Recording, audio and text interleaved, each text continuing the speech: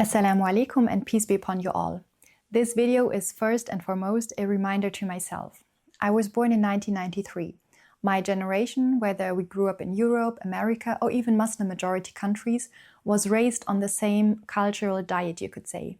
Disney movies, Hollywood romances, pop music, and of course, Harry Potter. Just hearing the intro music of Harry Potter or hearing the intro to any Disney movie would give me goosebumps. Even now it can still make me nostalgic and excited.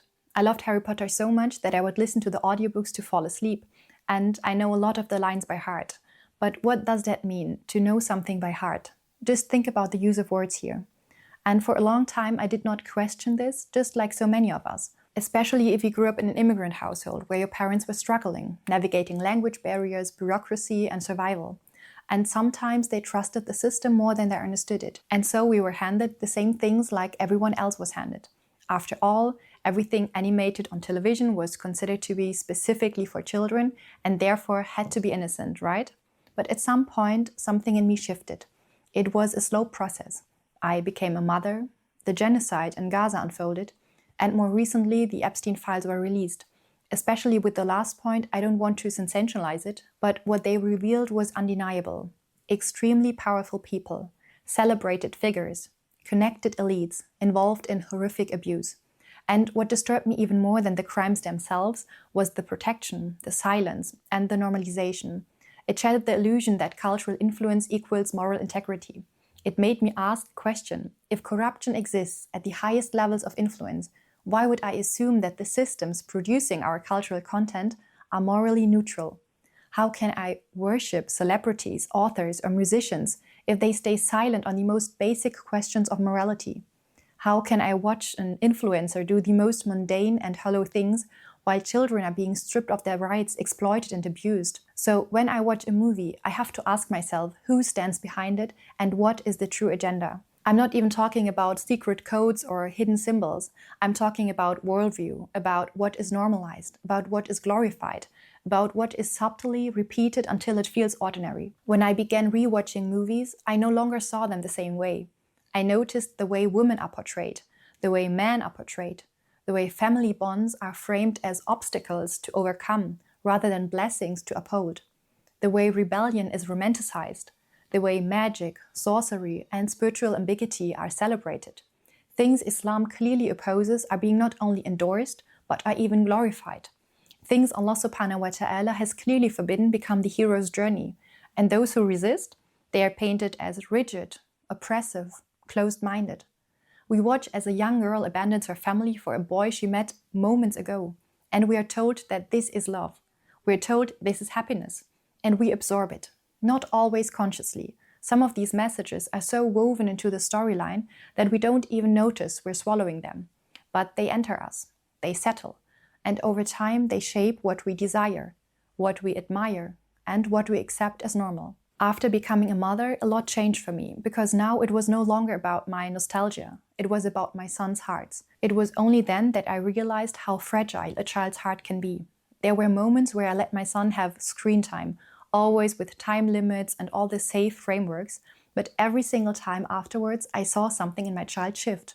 Emotional dysregulation, irritability, restlessness. That does not mean that screens are inherently evil, but it showed me how sensitive their nervous systems are, how absorbent their hearts are. Because children are not small adults, they are so porous, and the more I reflected, the more I realized we are far more passive about what enters our homes than we should be. We assume that children's content is safe because it is labeled safe, but labeling does not equal righteousness. And this is not about paranoia.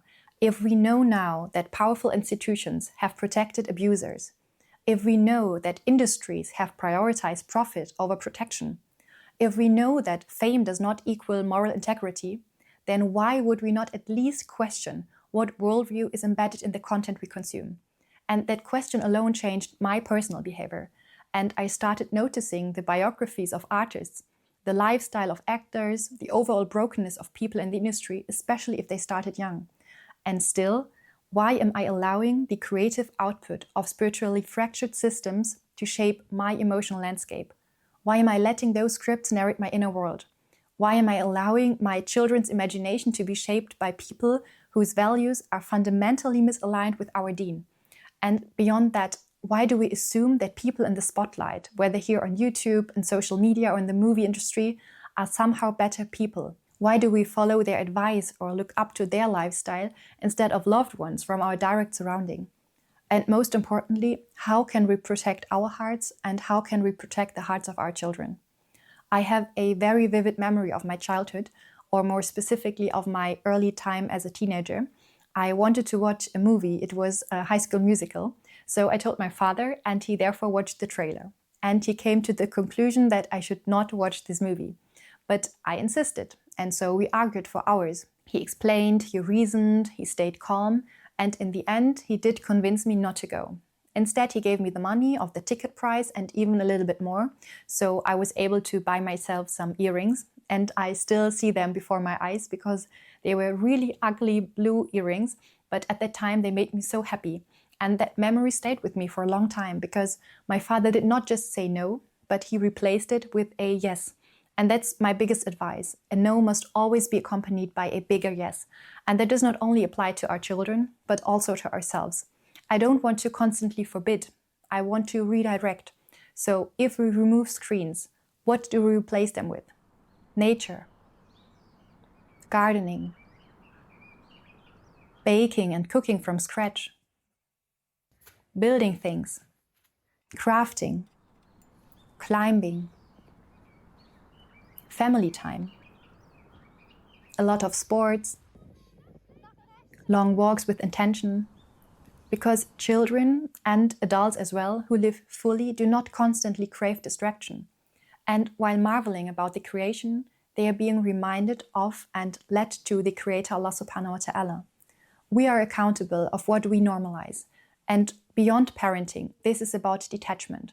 Leaving Harry Potter has honestly been one of the hardest parts of me personally, because attachment is real. Nostalgia is very powerful, but attachment does not equal benefit. So check your heart. What are you emotionally attached to? Which characters? Which worlds? Which soundtracks? If removing them feels painful, ask yourself why, and replace them with dhikr, with Quran, with presence. So go outside and look at Allah subhanahu wa ta'ala's creation with intention. Experience real beauty that is not manufactured by a studio or AI. And I say all of this knowing that I am at the beginning of this journey. So may Allah purify our hearts. May He protect our children. May He keep us far from corruption, visible and invisible. Allah is the most powerful and no harm can touch us except that He wills. That's it for today. Assalamu alaikum.